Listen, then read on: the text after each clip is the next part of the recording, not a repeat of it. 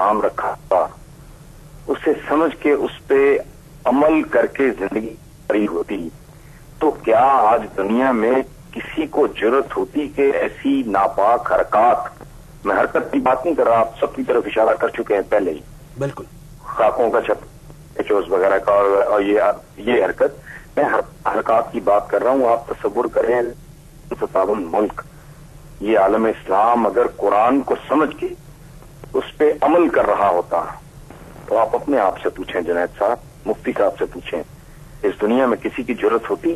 سوال ہی. اور دوسری بات یہ ہے جس کی طرف انہوں نے اشارہ کیا ہے، اشارہ کیا کیا انہوں نے، بڑی واضح بات کی ہے کہ یہ خالق کائنات کا، خالق و رازق و مالک کا، یہ تو اپنا بنیادی بات ہے، اس کتاب کی تو اس کا اپنا ہے. دوسری بات یہ ہے کہ قرآن پاک کو نظر آتش کیا ہی نہیں جا سکتا. کیا آپ خوشبو کو یا ہوا کو نظر آتش کر سکتے ہیں؟ یہ تو روح کائنات ہے، یہ کائناتوں پہ طاری اور اس میں جاری و ساری چیز ہے. قرآن پاک کو جلانا کو اپنے آپ کو دھوکہ دے، کسی کا غلیظ دماغ یا خود سے باطن کا کو مظاہرہ کر رہا ہو، لیکن پلیز اس مسئلے پہ تحمل، تدبر، توازن کی ضرورت ہے، چونکہ اس کا بھی کسی دین میں حکم دیا ہے کہ میانہ روی ہوش کریں، حواس کو قابو میں رکھیں، اور اس پہ عالم اسلام کا رد عمل دو طرح کا ہونا چاہیے، ایک شارٹ ٹرم، ایک لانگ ٹرم. اور لانگ ٹرم ریئیکشن یہ ہے کہ قرآن مجید کو سمجھنے کے بعد اس پہ عمل کر کے اس کے مطابق زندگیاں گزار کے، اگر ہم لوگ سارا عالم اسلام، میں، آپ، ہمارے مفتی صاحب، یہ اگر یہ 1.5 ارب کی آبادی اس پہ عمل کر رہی ہو، اس رسی کو تھاما ہو، تو یقین کریں دنیا میں طاقت کا توازن تبدیل ہو جائے، اور کسی لانتی کو اس طرح کی حرکت کرنے کی. ہلو جی حسن بھائی، ایک بات مجھے بتائیے. ہلو، میں آپ کی بات سن رہا ہوں. مجھے ایک بات بتائیے کہ جکارتا میں، انڈونیشیا میں، افغانستان کے اندر تو باقاعدہ طلبہ تحریکیں شروع ہو گئیں، پاکستان ابھی تک خاموش کیوں ہے؟ نہیں، یہ خاموش نہیں ہے، آپ بول رہے ہیں، مفتی صاحب بول رہے ہیں. حکومت کہاں پہ ہے حسن بھائی؟ حکومتوں کو چھوڑیں، عالم اسلام کی تو جنید صاحب بدنصیبی یہ ہے کہ ان کی حکومتوں میں اور ان کے عوام میں بدنصیبی یہ ہے، آپس میں جرأت ہی کوئی نہیں. عالم اسلام کی جو رولنگ ایلیٹ ہے وہ ویسٹ کی گماشتہ ہے، وہ ان کے، اب میں کیا لفظ استعمال کروں، کوئی لفظ ڈکشنری میں اتنا گھٹیا لفظ ہی موجود نہیں جو ان کے لیے استعمال کیا جائے. عوام کی صورتحال اور ہے، آپ تڑپ رہے ہیں، مفتی صاحب بول رہے ہیں، کل دیکھیں آپ، لوگ آئیں گے، عوام آئیں گے، حکمران کیا کرتے ہیں اس کے بارے میں کیا بتاؤں آپ کو، مجھ سے بہتر پتا ہوگا. پورے عالم اسلام کی رولنگ ایلیٹ کس کے ساتھ کھڑی ہے، کس کی نمائندگی کر رہی ہے؟ وہ میری آپ کی نمائندہ ہے.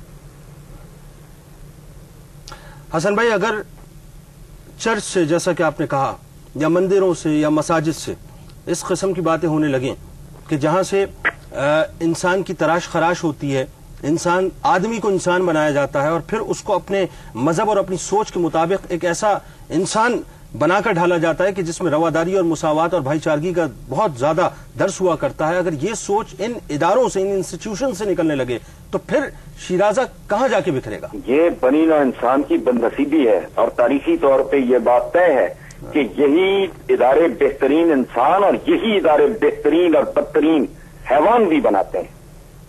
اور میں یہ امید رکھتا ہوں، اس میں ضمن ہے، رکھنا چاہیے، ہونا چاہیے کہ اس کو let's not confuse it with the American government.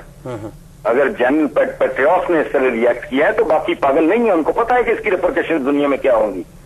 یہ جو کوئی بھی کر رہا ہے وہ مسلمانوں کے ساتھ تو اس کا جو بھی رویہ ہوگا، مسلمانوں کا دشمن تو وہ ہوگا، وہ عالم اسلامی کا نہیں، پوری دنیا کا دشمن ہے.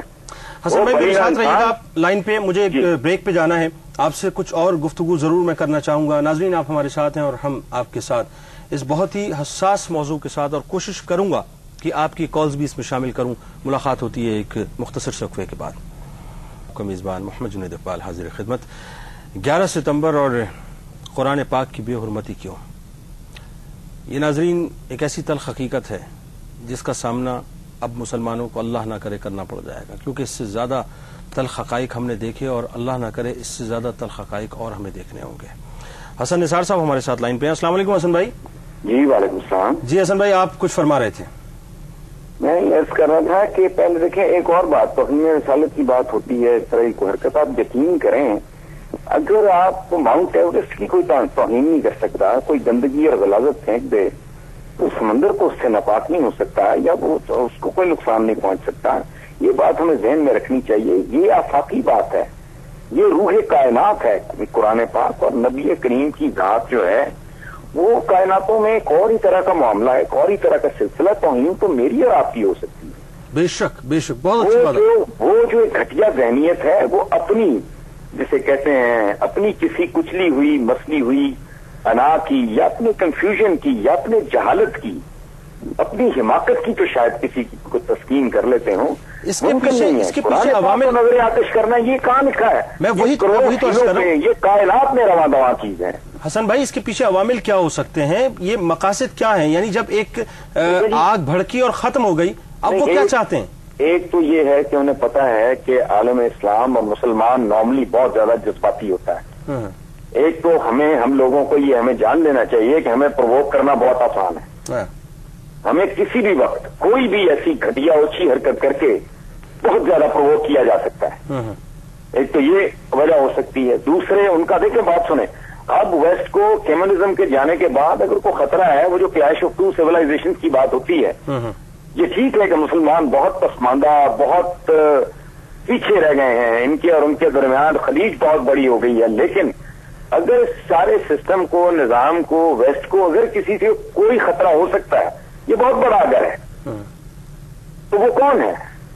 وہ عالم اسلام ہے. اگر یہ اپنی رولنگ ایلیٹ کی یہ چنگل سے عالم اسلام نکل جائے اور اس 1.5 ارب کی آبادی میں سے صرف 50 کروڑ قرآن پاک کو سمجھ کے, صرف ثواب کے لیے نہیں سمجھ کے اس پہ عمل کرنا شروع کر دے تو پوری دنیا میں طاقت کا توازن تبدیل ہو جائے گا. بالکل ٹھیک ہے حسن بھائی, وقت بہت کم ہے, ایک جملے میں فرمائیے کہ کرنا کیا چاہیے اس سچویشن میں؟ 11 ستمبر ہمارے سامنے کھڑی ہے, مسلمان اس وقت ظاہر ہے بٹے ہوئے ہیں ٹولوں میں, کچھ نہیں پتا کہ ہونے والا کیا ہے, کرنا کیا چاہیے؟ پروٹیسٹ کرنا چاہیے, حکومتوں کو پریشرائز کرنا چاہیے کہ وہ بھی ان کے ساتھ بات کریں, لیکن خدا را اپنے ٹائر جلا کے اپنی فضا مسموم کر کے ایسی باوقار احتجاج کریں. اس کی بے شمار صورتیں ہو سکتی ہیں. وقت چونکہ کم ہے, اس طرح کے پروگرام میں تفصیل میں نہیں جایا جا سکتا. بہت باوقار اور مؤثر طریقے سے احتجاج کریں. بالکل ٹھیک, بالکل ٹھیک. آپ کا بہت شکریہ. انشاءاللہ امید ہے کہ آپ سے اگلے وقتوں میں بھی بات چیت رہے گی. مفتی صاحب, حسن بھائی کی گفتگو آپ نے سنی. بات یہ ہے کہ غم و غصہ تو ہر جگہ ہے, لیکن ان کا یہ فرمانا ہے کہ بہت تدبر کے ساتھ, بہت تفکر کے ساتھ اس وقت اس سچویشن کو ہینڈل کریں. ہمیں پرووک کرنا بہت آسان ہے, لیکن بات وہ یہ ہے کہ ہمیں اپنا احتجاج بھی اتنا باوقار انداز سے ریکارڈ کرانا ہے کہ معاملہ تھمے بھی رکے بھی, اور ہمیں یہ پتا ہو کہ قرآن کی حیثیت اور اہمیت کیا ہے. دیکھیے بات یہ ہے, بھائی حسن نثار صاحب کو میں سلام پیش کرتا ہوں. ماشاءاللہ بہت اچھی گفتگو انہوں نے فرمائی اور کچھ نکات کی طرف انہوں نے توجہ دلائی اور بہت ہی غور و فکر کے قابل ہیں وہ نکات. سب سے پہلی بات تو یہ ہے کہ ایک بات بار بار وہ یہ کہہ کے گئے ہیں کہ قرآن اصل میں تدبر کی کتاب تھی, قرآن سمجھنے کی کتاب تھی, اور آج مسلمان اس سے پیچھے ہٹتے چلے گئے ہیں, اس سے رشتہ کمزور کر لیا ہے. یہ ایک تلخ حقیقت ہے, اس تلخ حقیقت کو ماننا پڑے گا. دیکھیے میں آپ کو ایک بات بتاؤں, حضرت حسن بصری رحمۃ اللہ علیہ سے کسی نے پوچھا یہ صحابہ کون لوگ تھے؟ انہوں نے کہا کہ میں ان صحابہ کا صرف ایک تعارف کرا سکتا ہوں ایک ہی جملے میں, یہ وہ لوگ تھے جن کی راتیں قرآن کی تلاوت میں گزرتی تھی اور جن کے دن قرآنی تعلیمات پر عمل کرنے میں گزرتے. یعنی آپ کا کہنا یہ کہ قرآن سے چونکہ ہم نے تعلق چھوڑ دیا, جی تو یہ بدنصیبی. اور یہ ایک بات آپ کو میں بتاؤں, اس وقت ہم نے قرآن کو کیا کر لیا ہے, قرآن جہاں کتاب قرات ہے وہاں اس سے زیادہ وہ کتاب ہدایت ہے. بالکل. ہم نے آج قرآن کریم کو خاص کر لیا ہے شاپنگ سینٹر, دکان, مارکیٹ کے افتتاح اور اوپننگ کے لیے. قرآن کو ہم نے خاص کر لیا ہے کسی کا اگر کوئی آدمی مرے گا تو باقاعدہ گلی کے اندر ٹینٹ لگا کر سپارے بانٹ کر ایصال ثواب کے لیے. قرآن کو ہم نے خاص کر لیا ہے تعویذ گنڈے اور جھاڑ پھونک کے لیے. ہم نے قرآن کو مردوں کے لیے, قرآن مردوں کی کتاب تو نہیں تھی, زندوں کی کتاب ہے. میں ان چیزوں کو منع نہیں کر رہا, یہ سب جائز ہے, لیکن قرآن کے نازل ہونے کا مقصد یہ نہیں تھا. حسن نثار صاحب کا کہنا 100% بجا ہے. قرآن دستور حیات کا نام ہے, سائنس کی, علوم کی, تخلیقات کی, تدبر کی, تفکر کی کتاب ہے. اپنی سیاست قرآن کے مطابق کرو, معیشت قرآن کے مطابق کرو, اپنا رشتہ قرآن کے ساتھ جوڑو. جب تک قرآن کے ساتھ امت مسلمہ کا تعلق مضبوط تھا، کوئی بھی بدطینت انسان، کوئی بھی خبیث الفطرت انسان اس قسم کی اوچھی اور گھٹیا حرکت کا تصور بھی نہیں کر سکتا۔ ایک جملہ جو استعمال کیا وہ بہت خاص ہے، جو امریکی کمانڈر نے استعمال کیا کہ اس کتاب سے خطرات لاحق ہیں۔ دیکھیں، پہلے معاذ اللہ صاحب قرآن کی جانب گئے، ہم نے جس انداز سے بھی اس معاملے کو نمٹایا، ہماری تو پوزیشن بڑی عجیب ہے نا، ہم تو اس وقت بیگر ہیں نا، چوزر تو ہے نہیں، اور اب قرآن کی طرف وہ آ گئے اور کہتے ہیں کہ یہ محبت کا طریقہ ہے، پھر کہتے ہیں کہ جی اس سے خطرات لاحق ہیں تو اس کو جو ہے وہ جلا دینا جو ہے معاذ اللہ صحیح ہے۔ تو یہ خطرات کس قسم کے مفتی صاحب ان کو؟ یہ تو امن کی بات کر رہی ہے۔ جی جی بالکل خطرات لاحق ہیں، اس بات کے خطرات لاحق ہیں کہ اس دنیا کے اندر اس کتاب کے ذریعے سے فلاح پھیل جائے گی، یہ ان کی نظر میں خطرہ